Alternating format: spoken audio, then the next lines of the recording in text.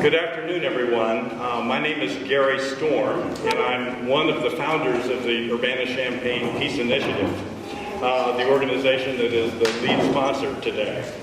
UCPI was created a little more than 2 years ago as a vehicle to make ourselves and our local community more aware of conflicts and injustices around the world, their root causes, and how they can be addressed by working to bring all sides, including the international community, together to pursue nonviolent means of resolving them. We have pursued this goal by bringing speakers and films to the community and fostering open dialogue and discussion about the particular conflicts addressed.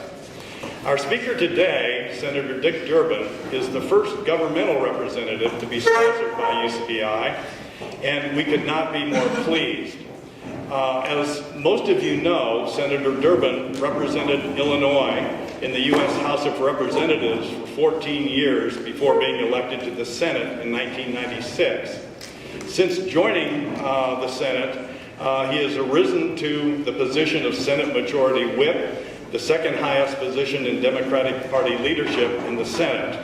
He has also served as a member of the Foreign Relations Committee throughout most of this period. Senator Durbin will speak for approximately 15 to 20 minutes on the topic of American foreign policy in the Middle East and North Africa, and then respond to questions and comments. If you have not yet turned in a question or comment for the senator, a UCPI representative will collect them from you at the end of the talk. I think we're an intimate enough group that we may be able, time allowing, to go to an open mic where you could simply ask a question and be able to interact directly with the senator.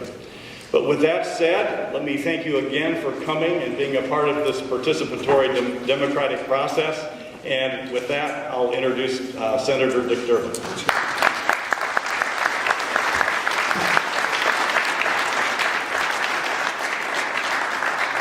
Thank you, everybody. It's a pleasure to be with you. And Gary, thanks for the nice introduction. Justin, at 15 minutes, raise your hand. So this speech may be going a little longer, but I don't want it to. So I'll wrap it up at that point at 20 minutes for sure. And then open it to any questions that might be on your mind. A number of people are here. I wanted to acknowledge my County Democratic Chair, Al Klein. Al, you still here? There he is. Al, thank you very much. County Board Member Al Kurtz. Al, thank you for being here. County Board Member Astrid Berkson. Thank you, Astrid. And Urbana Alderman Charlie Smythe. Mayor Gerard here? Yes. Good to see you. I sat down with Gary and some of his colleagues in my office in Springfield, and they asked me to come over. And did I miss any other elected officials? If I did, please raise your hand. If you're too shy, you'll never get reelected. So, all right, thank you. And so Gary said, would you come over and meet? And I said, I'd be happy to. It happens to also be the day of the Hiram Paley Memorial Service, which I've been honored to ask to say a few words on behalf of a great, great friend, a great professor, a great Democrat, a great coordinator of my campaign, and just a wonderful person. So that's a little later this afternoon. Let me say that I respect your efforts to find nonviolent solutions for political change. We know from our own history that it works. This past week was the 47th anniversary of Bloody Sunday. That was the day that 600 brave Americans marched peacefully, started the march, from Selma to Montgomery, Alabama. It was stopped on the Edmund Pettus Bridge, just outside Selma. The marchers included a 25-year-old man named John Lewis, a man who is now a congressman from Atlanta, Georgia, a close friend, and in my mind, is an American hero. On that Sunday in 1965, the marchers barely got over the bridge before the local state police or troopers turned loose their billy clubs and, in John's case, knocked him unconscious. A few years ago, I had the honor to go back down and have John Lewis escort me personally over the Edmund Pettus Bridge early one Sunday morning, and I'll never forget it as long as I live. But it was a reminder of what can happen, because after the shocking images of that march were broadcast around America, things changed. 2 weeks later, more than 3,000 marchers started again, walking 12 miles a day and sleeping in the fields nearby overnight. By the time they reached their destination 4 days later, the marchers' crowd had swelled to 25,000 people. 4 months after that, President Lyndon Johnson signed the Voting Rights Act of 1965. One should never doubt the power of nonviolent change. A year ago, the world watched in astonishment as a new generation of young people embraced the power of nonviolent change. In one Arab Spring, we witnessed entrenched dictatorships toppled and other changes many people believed would never occur in their lifetime. Diverse populations of young and old, Muslim and Christian, conservative and liberal stood up, demanded opportunity to choose their own leadership, greater economic opportunity, to live in dignity, to integrate with the global community. My wife Loretta is here, and she and I were in Tunisia a couple years ago. And we went down to one spot in Tunis, and our guide said, "Now, I don't want you to look, but up to your left is the president's palace. If you look, they'll come down here and ask who you are." That was the nature of the leadership in Tunisia that was toppled by one little shopkeeper. In fact, I think he just sold his wares on the street, who in embarrassment and frustration burned himself to death, but inspired a change in his country that led to the toppling of that president and the change in leadership. Tunisians and Egyptians and thousands of others protested peacefully day after day, month after month, until their calls were heeded. Similar calls in Syria and even in Iran in 2009 have thus far been suppressed, so it doesn't always end well or quickly. Such change was needed in the region where entrenched dictators had ruled with impunity while their economies and societies stagnated and corruption ran rampant. As heroic and inspiring as the Arab Spring has been, there's cause for concern. Unlike many nations that have transformed themselves from authoritarian rule to democracy, there is little history of democracy and democratic institutions in these Middle Eastern countries. Opposition parties have historically been stifled or outright banned. As a result, most are really weak and disorganized. Often the mosque was the only place to organize and to protest against the government. Just last week, I had a large group of Syrian Christians come to my office in Chicago. They're genuinely concerned. Although clearly Bashar Assad is a tyrannical, unacceptable ruler, he made a point of protecting the Christian minority. They are afraid of change. They are afraid that if it becomes majority rule, their small minority will be overrun by what could be extreme elements within the Muslim community. It is a legitimate worry in a country where many of them have seen violence in their past. Now, President Obama, used to be senator, has navigated the Arab Spring deftly, nurturing positive change, but keeping an appropriate distance so the people in the region would not be branded as the American choice. They have to be their own choice. We must continue to support these reform efforts. There are a lot of timely issues in the Middle East, and I want to get to a few. I'm deeply troubled by Iran's pursuit of nuclear weapons and security implications that this creates for the Middle East and the world. Iran has been a sponsor of violence in the region for decades, including both Hezbollah and Hamas. It has had its hand in the violence in Iraq, which has claimed American lives. It has brutally suppressed its own people, beating and torturing those protesting a stolen election in 2009. Who can forget the face of Neda, a young woman shot in the heart and killed by Iranian security forces which did nothing during the peaceful protest? Now, many people say to me, what's the big deal? Other countries have nuclear weapons. Iran, if it were crazy enough to use a nuclear weapon, we sure know the return address, and they would find themselves obliterated. One line of argument and thinking goes that they are so irrational they might use it anyway. Forget that for a moment. Here's what the real fear is. The fear is once Iran goes nuclear, its neighbors have no choice. And its neighbors, who have dramatically different views from a religious and political perspective, would find themselves heading for nuclear armament. A nuclear-armed Middle East does not create peace for any country in that region or any peace in the world. So the fear is that Iran would, in a way, open this door to nuclear armaments in many directions. I support strongly President Obama's efforts on the nuclear program to respond through sanctions.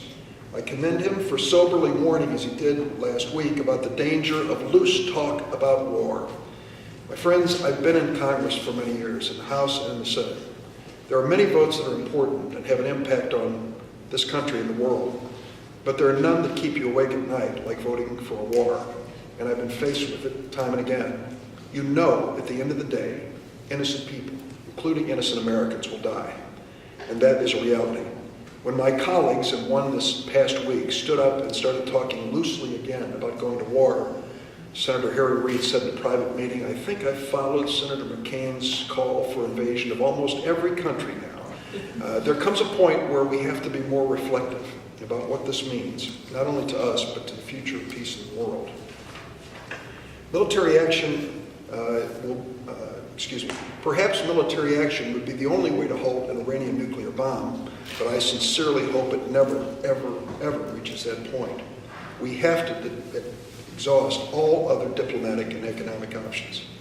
Our nation is just now emerging from two painful wars, the Iraqi war, which I voted against, and the war in Afghanistan, which many of us never dreamed 10 years later we would still be waging, still claiming American lives. War shouldn't be a partisan or a political issue. It is deadly serious. We have to give these sanctions time to work, and I believe they are working. Let me speak a little bit about Israel and the Palestinians. Israel is a key American ally, and its security is of paramount importance to us in the United States. It has been since their creation. Clearly, Israel faces serious threats to its security with Iran's nuclear program and other groups in the area.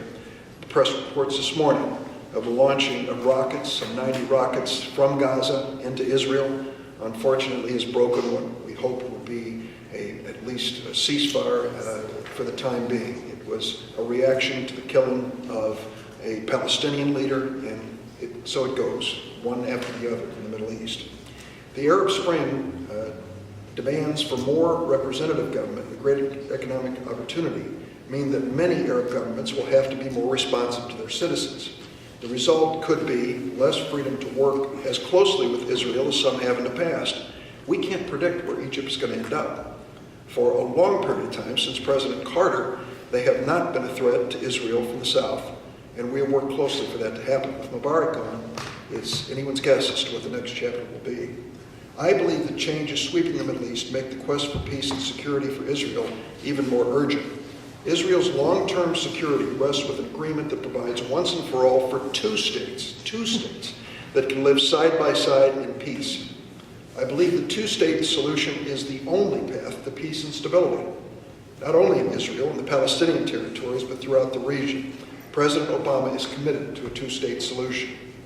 I've met with some of the leaders in the Middle East, particularly with the King of Jordan, and I have to tell you that he is a man who has been extremely helpful in quieting down some of the problems and tensions in the past.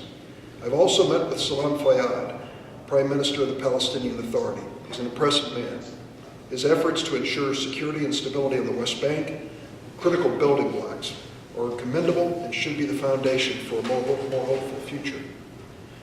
One concern we have, and I'm going to try to get through this quickly because I want to open it up to your question, is that what is raging now in vis-a-vis Iran and the Arab Spring in the Middle East is not creating a positive environment for negotiations between Israel and Palestine. An advisor to Prime Minister Netanyahu said the other day that moving forward on a two-state solution right now is like trying, quote, to put up a tent in the middle of a hurricane. The peace process seems to have lost momentum, and that is unfortunate. But we can't give up on progress, and we have to continue to move forward as best we can toward this two-state solution. Let me say a word about Syria. What started as peaceful demonstration for greater political freedom has turned into a bloodbath at the hands of the dictator Bashar Assad.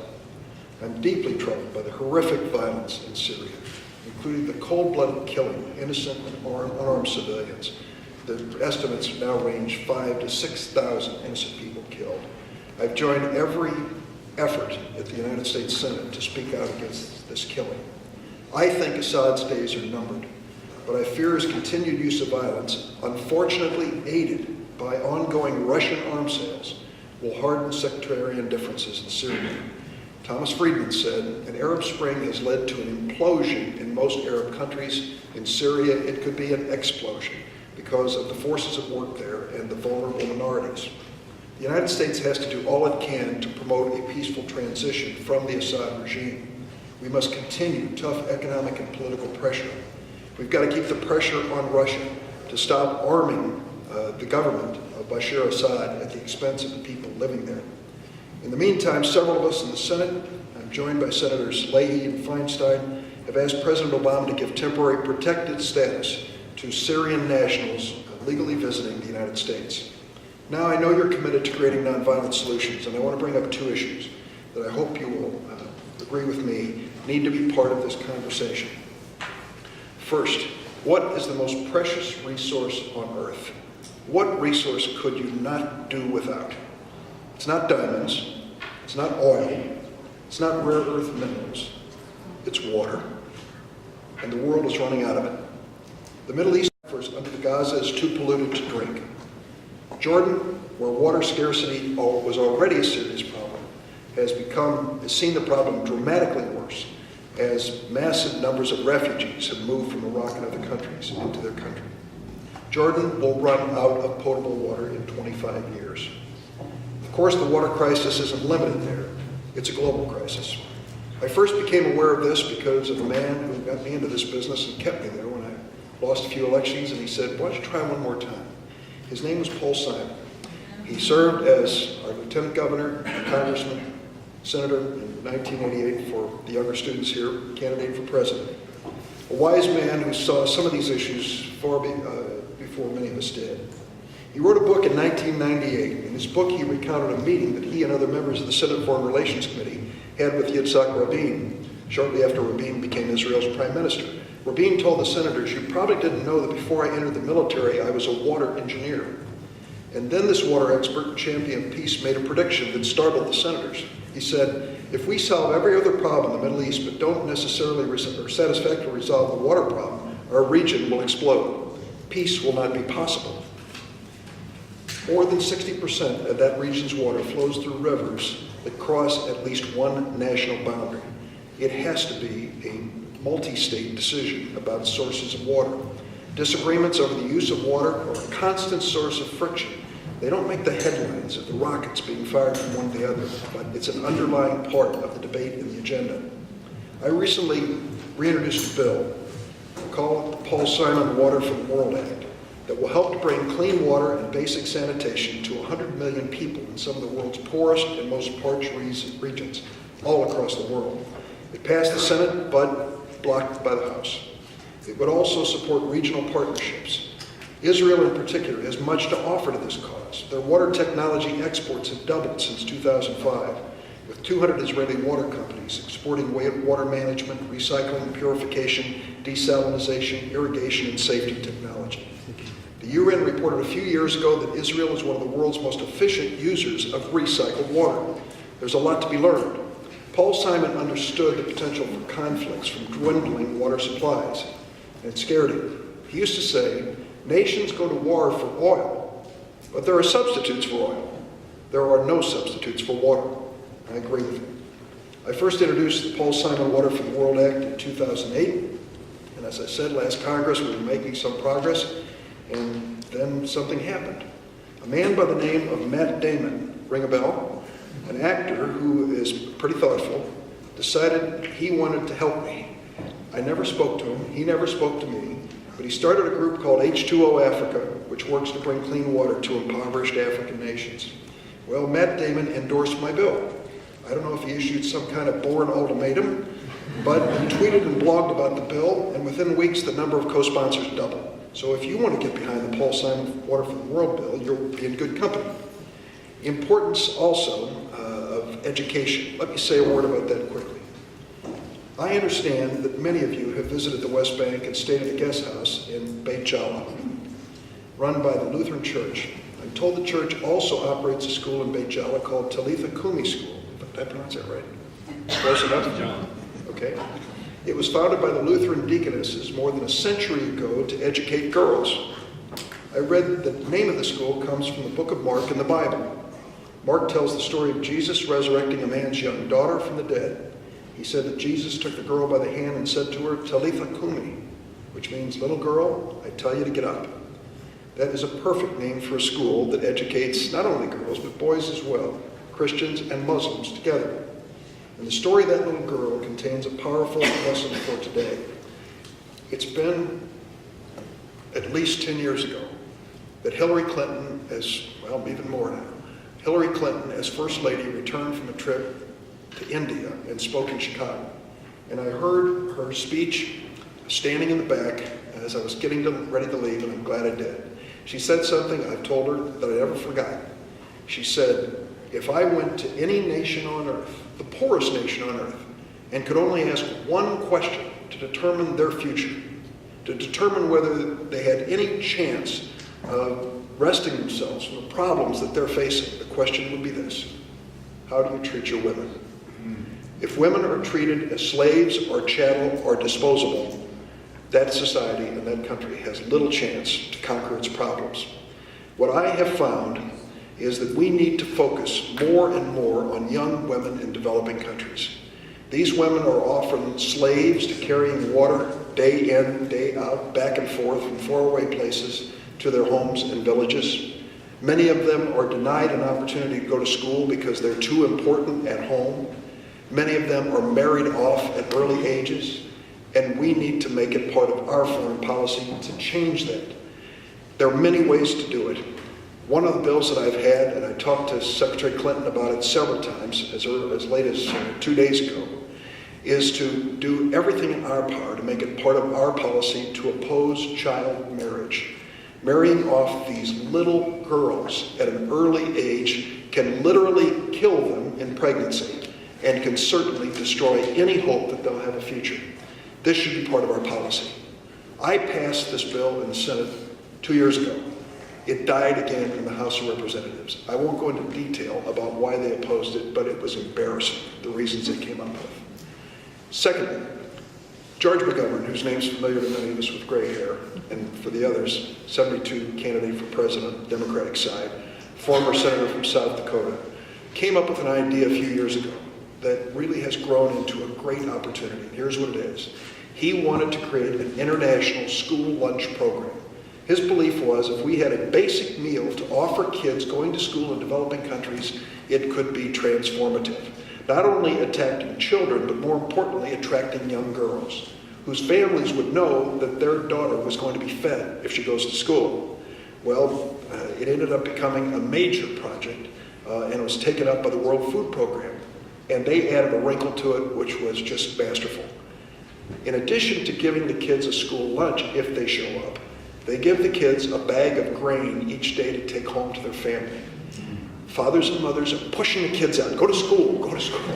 They're not only getting fed, they're bringing food back. And we know that more educated girls in the developing world are married at a later age, end up having children at a later age, and end up with fewer children themselves and pursue education. This is something that should be part of our foreign policy as it affects the Middle East, Africa, and the developing world. Here's my last point. I see Justin moving around, so I must be running out of time. My last point is this. I'm going to take your questions, and I'm sure they're going to go in a lot of different directions. I try my best to hear both sides of every story, and there are a lot of stories. And I think I have good input from various people in Washington in terms of foreign policy issues. I also have on my staff a number of people who add a perspective to this conversation which others may not have. If you tune in on C-SPAN, you may see a young woman on the floor. You won't know her right off the bat, but I'll tell you, she works for me. She's on the floor every day, shepherding the bills through. She's a lawyer originally from California, and her name is Rima Durbin. Rima is my floor director, and she's the American-born daughter of immigrants from Hebron. Cynthia Bajali works in my Chicago office. Her father grew up in Ramallah. Joe Zogby, that name may be familiar to many of you. His father is Jim Zogby, who is head of the Arab American Anti-Discrimination League and publishes a lot of books and polls on the subject. Joe heads my Judiciary Committee, and is a source of information for me, and Christopher Samp, who works in our office and gives us a perspective. He is an American-born son of Syrian immigrant mother. The point I'm trying to get to is I have many Jews on my staff as well, and even some Catholics like me. But the point I'm getting to is I do my best to see this from different perspectives, and I always come down to the same place. It does have to be a two-state solution. Both Palestinians and the Israelis have to respect the right of the other to have a national, sovereign identity and place to live. Once that level of respect is reached, there's a future. Until then, there will be a lot of innocent victims who are going to suffer in the Middle East. Let me stop and open it to your questions. Thank you.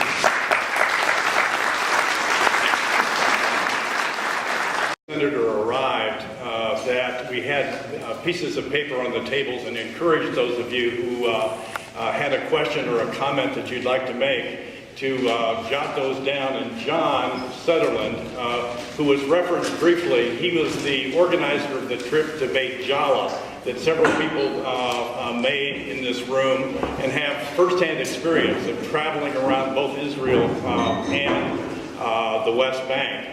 But John has begun to collect questions both before the senator arrived and now he has a handful more.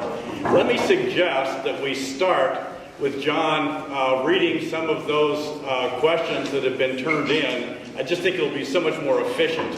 And if that goes well and we're pleased, we'll stick with it. If the frustration level builds a little bit and we want to have a little bit more give and take, we'll try that. But John, could I ask you to share a few questions? There are several questions that are asking about military aid to Egypt, and see that the peoples who have traveled there very recently have brought back this message and this question: why does the United States spend at least $1 billion a year in funding the Egyptian military? There are two reasons, and I would say that in light of what has happened in Egypt with the transition in leadership, we have to look carefully at those two reasons and ask whether they still apply. The first reason was, after the Camp David Accords under President Carter, we agreed at that time to enter into a relationship where we gave almost as much foreign aid to Egypt as Israel. So in a way, we were compensating the Egyptians for agreeing to a peace process. What the Israelis and the rest of the world bought in the process was peace on the southern front in Israel, which continued for decades. So that was part of it, the foreign aid component. There was a second element. As we provided military assistance to Egypt, we were selling them American-made goods, American-made equipment, the planes and tanks and whatever they needed on their military side. That not only helped American companies making those products, but it basically wedded the Egyptian military establishment to America. Any future war that would involve the need for spare parts and replacements would have to first turn toward America for that help. So it was an effort to make sure that if Egypt ever ventured out in the future, as they had during the 60s, as late as the 60s, and what looked like an offensive military action, it would certainly be with the knowledge that any military venture would necessarily require the use of American-made weapons. So we brought them in more closely. We brought their command structure in as well. Now the Egyptians, of course the Egyptian military was friendly to and supportive of Mubarak. Mubarak is gone. The question is, by the people in the street, what is the role of the military going to be? If they're going to try to create some military authoritarian rule, there's going to be resistance from the people who are looking for something different. Right now, Egypt is going through this evolution, and the military, I hope, is playing the role of at least creating a stable environment for the conversation. I don't believe it has ever been the goal of the United States for the Egyptian military to rule. The Egyptian people have to pick their rulers. And I hope that the military will complement that democratic decision. Thank you. There are several questions here relating to U.S. support, foreign policy support towards Israel, of course, and why that seems to be so unequivocal and so approving, even in light of activity that is considered illegal, such as setting a building and so forth. Everyone here knows the history. After World War II, the Israeli people, Jewish people I should say, felt that they needed one safe place in the world. And they made claim to the land that they are now occupying as Israel, at the expense of those who were living there. And therein lies the problem, the refugee camps and the tension between the Palestinians and the Israelis. The United States was the first nation to recognize Israel as an independent nation under President Truman, and we have maintained a strong relationship with them ever since. They continue to be the only Democratic elected government in that region, although the numbers in their country are challenging that premise as more and more Arabs are being born. They have worked with us to try to end violence and terrorism in that region, and at times have done things that we don't approve of. We have said as much and done it publicly and privately. We do have our disagreements. There's no question about it. I believe that commitment, though, of now 64 years, is a firm bipartisan commitment by every administration.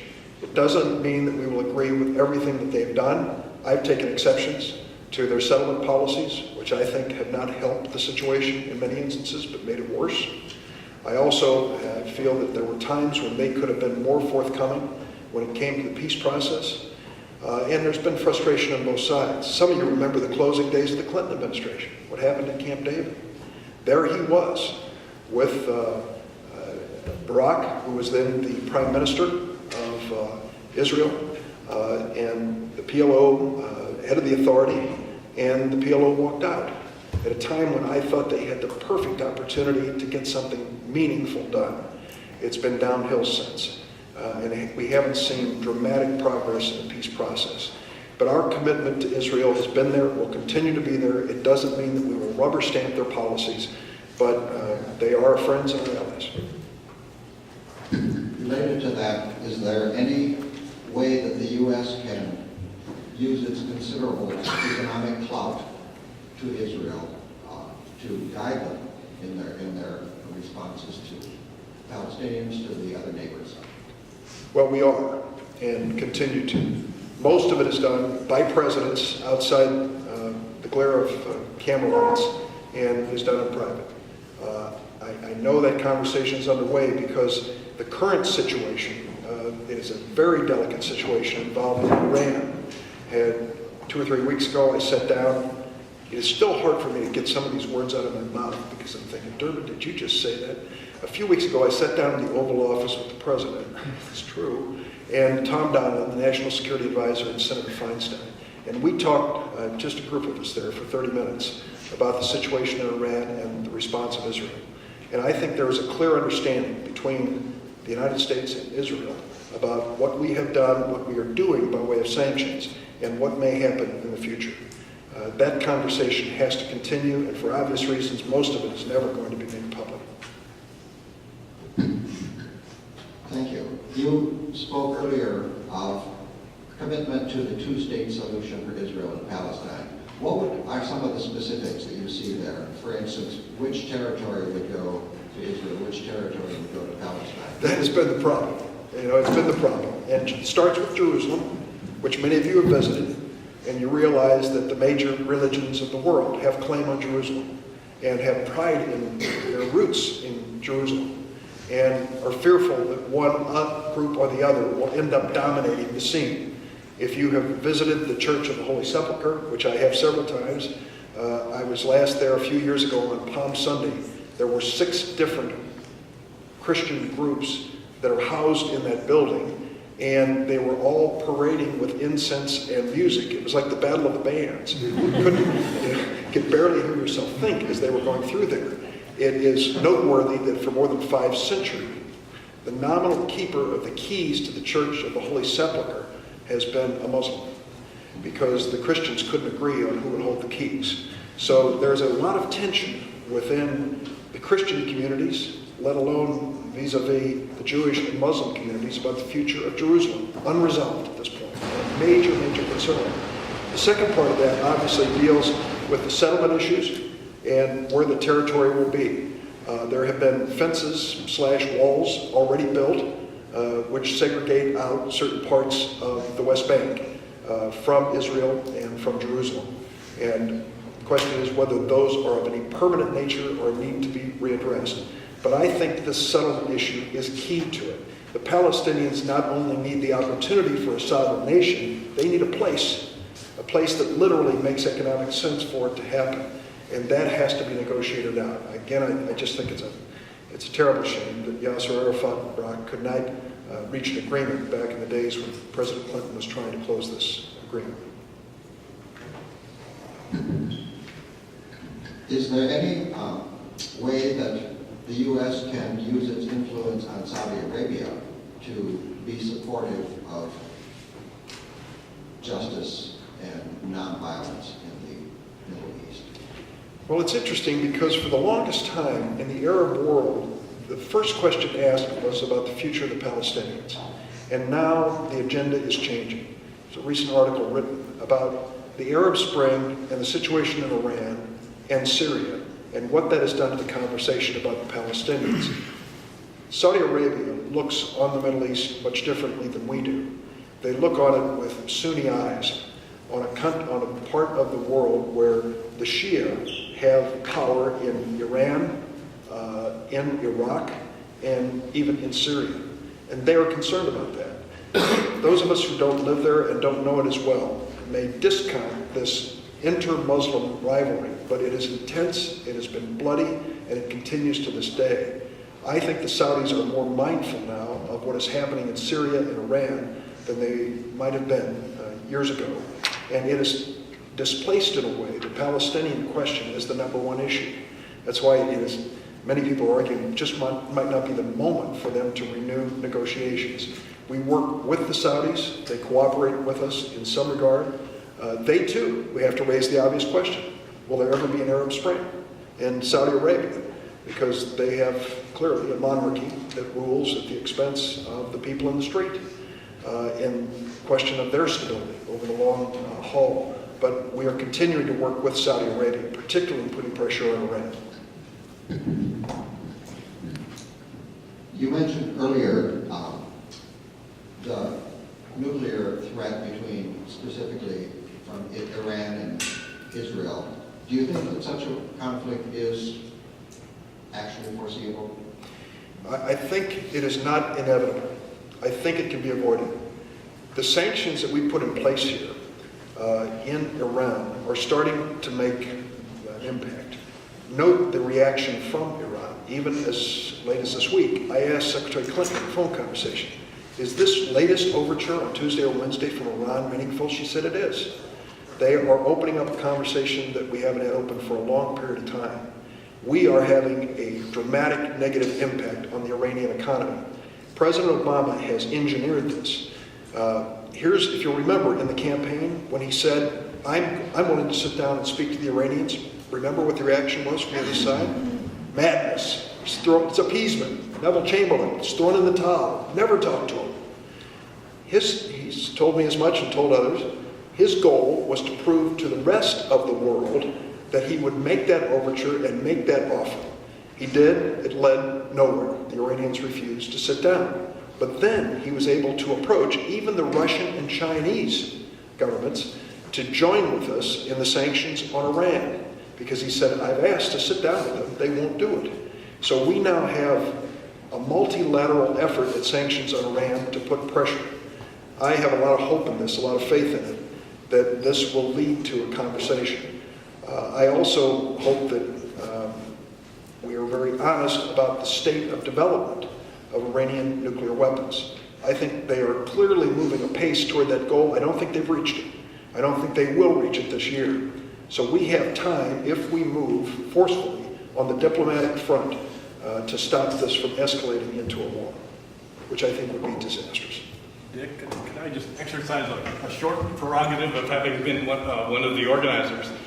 There are probably now approximately 30 people who have been from the Champaign-Urbana area that have joined John and had a chance to travel extensively in the West Bank and in Israel.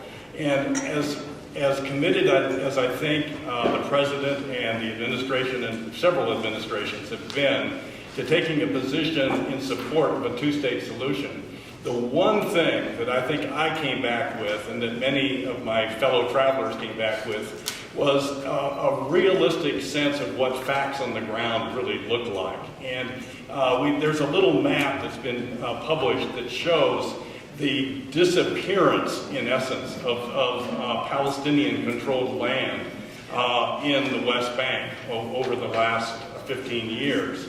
And it's reached a point where there are so many settlements, and the wall has invaded into Palestinian territory in so many places.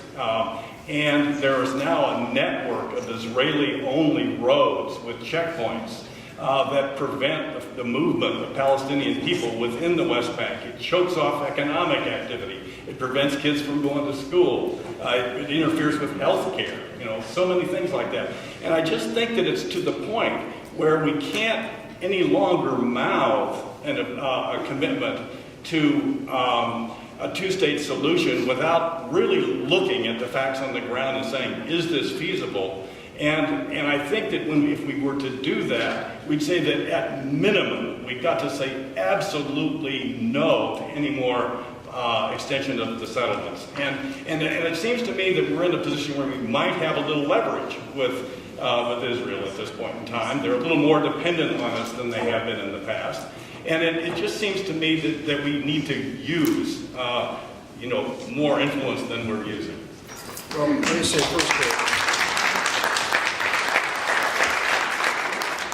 I deeply regret you referred to yourself as a fellow traveler. Don't take that out of context. That was a joke. You are right in this respect. The expansion of Israeli settlements does not help the peace process. And I think they have gone too far, too fast in many areas. We have, under President Obama and other presidents, expressed domestic politics, which are very conservative. It has not made the impact it should.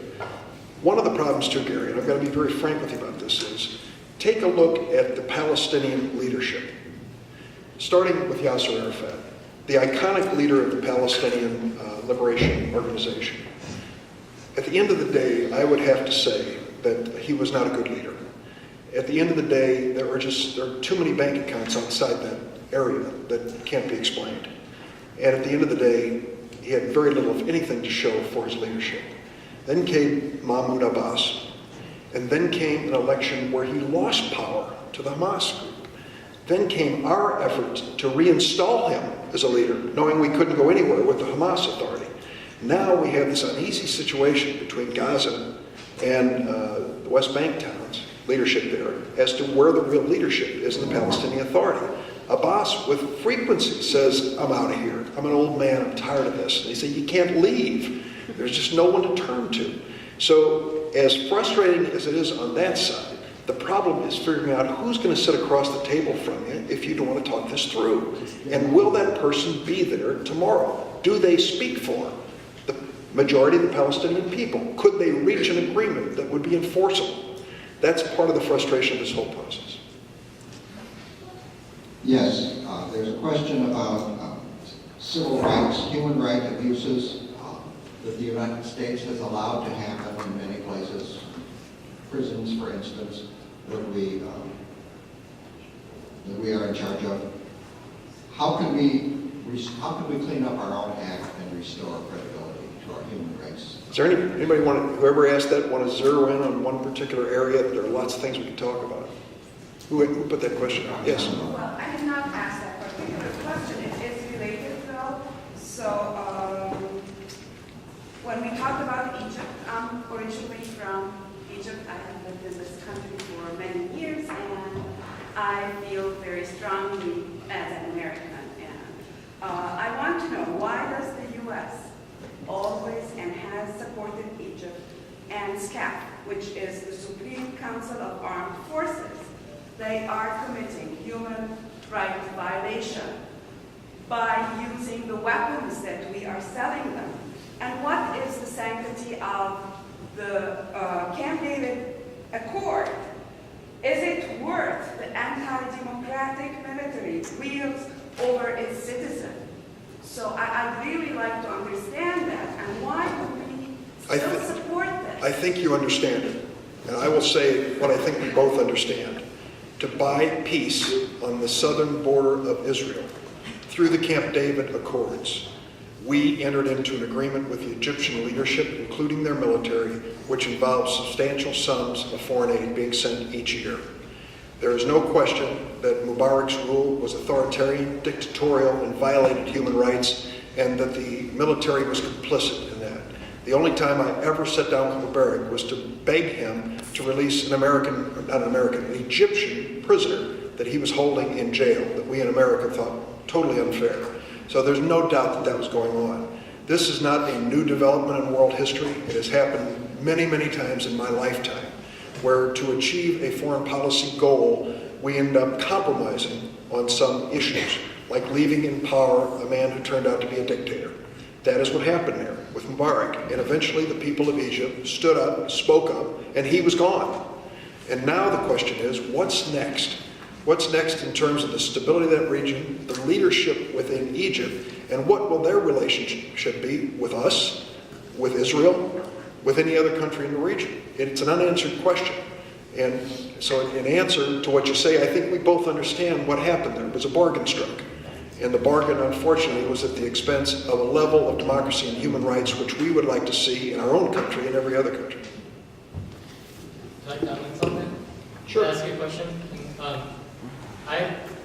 That honestly troubles me. You think, why are we compromising on our ideals on human rights to maybe buy security for Israel? Shouldn't America, like we are the beacon of freedom and such, shouldn't we say, like, if you have any human rights violations, we will not support you? If you take an absolute position on that, you will find yourself in business with very few countries around the world.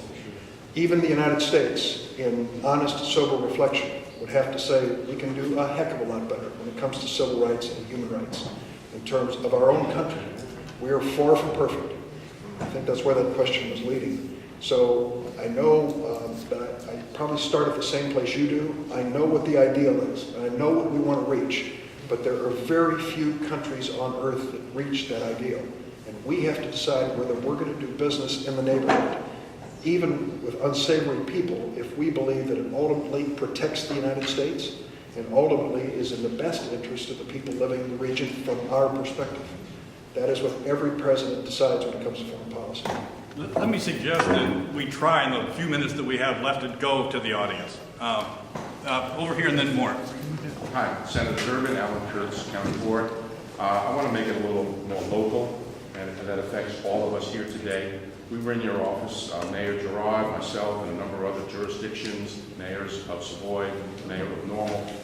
We came to you with a concern about the Clinton landfill and the PCBs that are prepared to be stored above the Muhammad Aquifer, the only drinking water in East Central Illinois. 88 municipalities, 500,000 of our Central Illinois residents use that aquifer for its clean drinking water. You were talking about how water would be the next major problem on our concern. And I want to thank you for listening to us for about 40 minutes in your office in Springfield. And I want to thank you personally for your full support on moving that Clinton landfill away from the Muhammad Aquifer. And I just think it's an important subject that we thank you for bringing that up. And I will tell you, though, it's not directly related to the foreign policy issue. It's sure related to the future of the Central Illinois region. I don't believe that there is any profit motive worthy of sacrificing our source of drinking water for generations to come.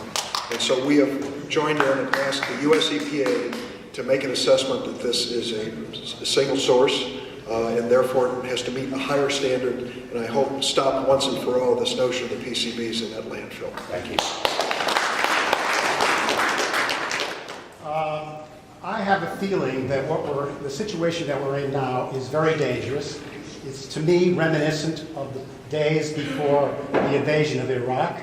I noticed that you said that Iran was in pursuit of nuclear weapons, There's no proof of that whatsoever. The American intelligence agencies have said, in fact, there is none, and that they have given up their pursuit to achieve an atomic bomb, and yet you persist in using those words. I think there's inconsistency there, and I'd like you to respond. I disagree with you. And I think that there is ample evidence that the Iranians are trying to develop. Why does the National Intelligence Agency say just the opposite? Well, I can just tell you they don't. I mean, if I can go and sit down with the National Security Advisor and he disagrees with you, then that's what I'm going to listen to. Now, they do not have nuclear weapons, but they are trying to develop. How do you know that? Well, I know it as well. I know it as well as anyone could.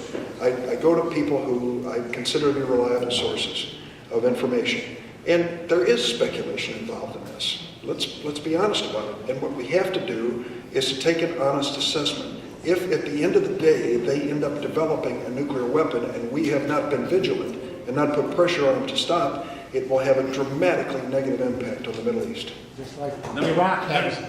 Let's go. This young lady over here, please. Taking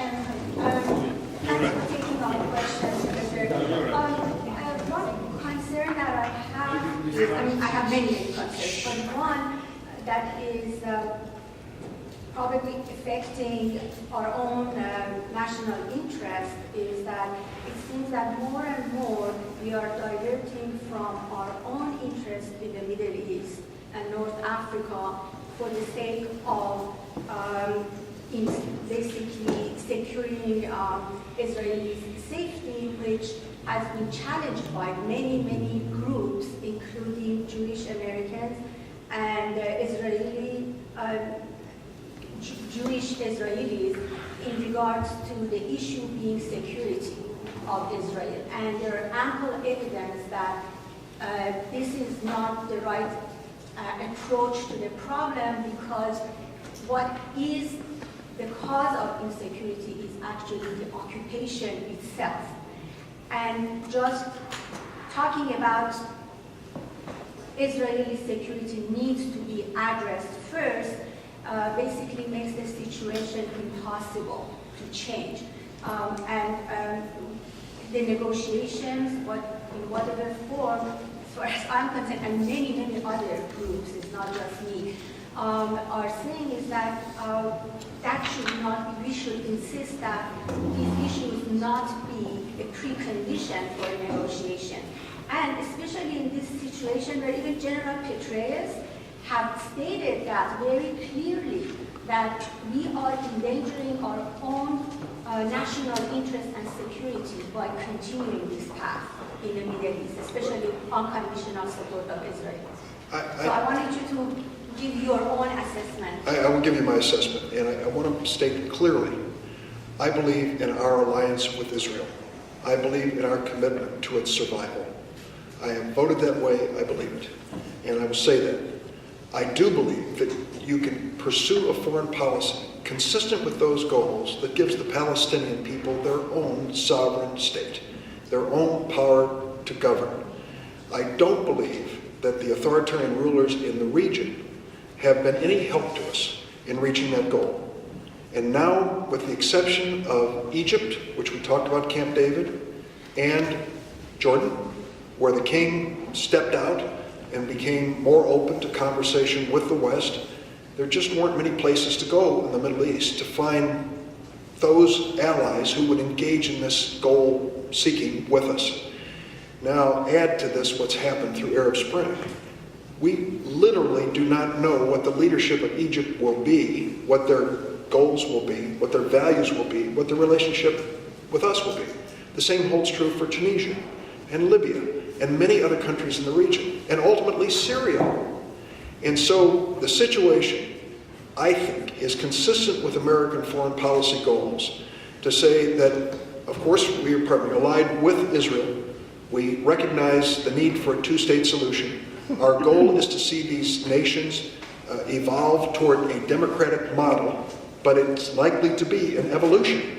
It's going to include some steps along the way that will trouble us greatly as people choose their own leaders.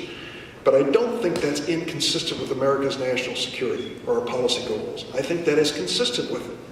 But we've got to be honest about it. You know, it took us quite a few years and a civil war to evolve into a nation. And we are here, and I hope we can keep it. But these nations are brand new to the business of forming a nation and a democracy. And they will make mistakes and do things that disappoint us. I just think we have to keep our eye on that goal that we mentioned earlier. Can I mention one other thing, which we've talked around? Energy, okay? Why are we in this conversation? There are a lot of reasons, and one of them is oil.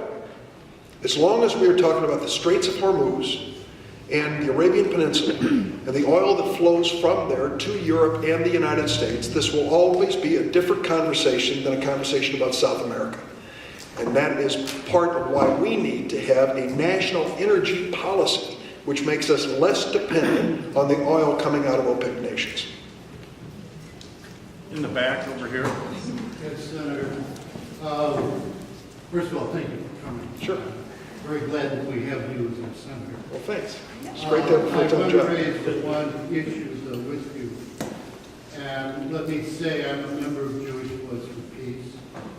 And it's regrettable to many of us that other organizations, Jewish organizations such as Tikkun and J Street, do not have the resources to have the influence that AIPAC has on American politics.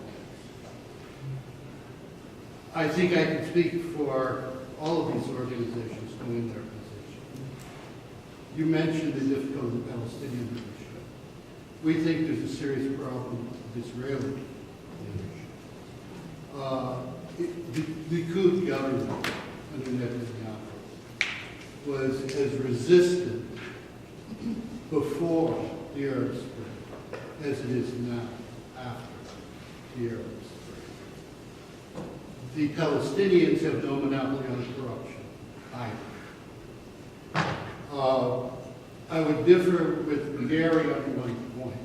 He said the settlement should be stopped, or should be further settlement. I think the position of the American government should be that the settlements be pulled back. I know that's difficult for the Likud government, but they've created their own mess in this. As much as you want to see the survival of Israel, I don't know whether it should be 2 states, 1 state, or whatever. But I think what we do have to realize that as long as those settlements remain in the West Bank, there is going to be no peace in the region. And further down, the governments of Egypt or Tunisia or other governments in the Middle East might come back and look at that and take up the cause as well. I think it's very dangerous for them to be pursuing this policy of letting those settlements. I agree with your position on the settlement. And, point of clarification, 2 states. That's the way I feel. I think you do too. I hope you do too. And I would also stipulate, the Netanyahu government is a conservative government. It has many of the most conservative factors in the Knesset as part of it. And it is reflected in their policy and in the lack of progress that was made on the Palestinian question and on the settlement issue. It is no accident that when Vice President Biden visited Jerusalem, that they announced the expansion of settlements. That they've given a lot of explanations for it. I don't buy it. It was, I think, a provocative step by some of the more when it comes to dealing with a peaceful resolution. I think that has now calmed down from where it once was. That's good. But it is a constant challenge to the United States to balance the domestic politics of Israel with our clear foreign policy goals of a 2-state solution. Yes, in the front. I met a number of young Egyptian revolutionaries when I was at an international peace conference in January. And people from the West asked of these young people, what would you want the West to do? How can we help you create a democracy in your country? The name of the conference was Making Democracy Real. And they said, no offense to the West, but please leave us alone. And by leaving us alone, we mean please stop sending the military funding to SCAF. They are disruptive of the peace process. They are disruptive of trying to get out and educate the country about what democracy can be, because they allow civil disobedience, and they even create civil disobedience. That's one point. The second thing that they asked was also, please ask your government to put pressure on Saudi Arabia, who are funding the Muslim fundamentalists that are disrupting the government process, the election of the representatives.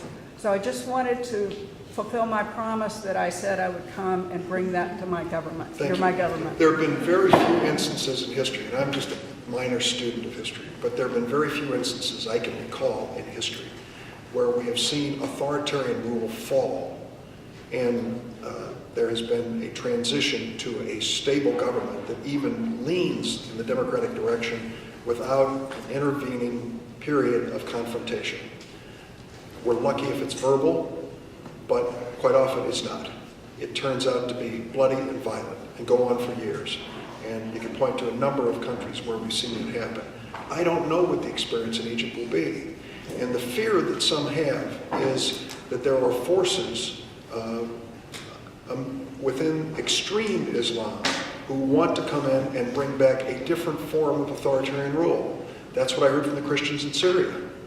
What's next for us is not democracy. What's next for us is expulsion, from a Muslim state. That's their fear, legitimate or not.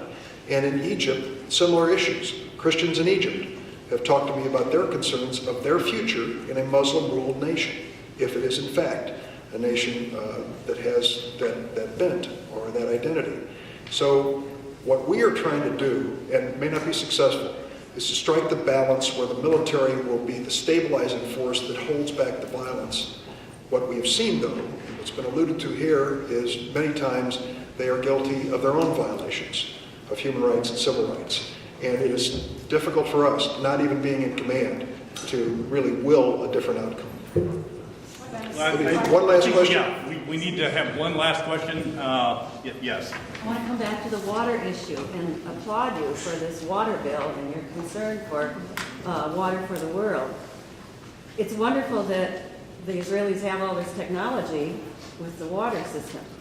But what we hear from the Palestinians in the West Bank is the Israelis control all the water for the area, and the utilities in the West Bank are sometimes nil.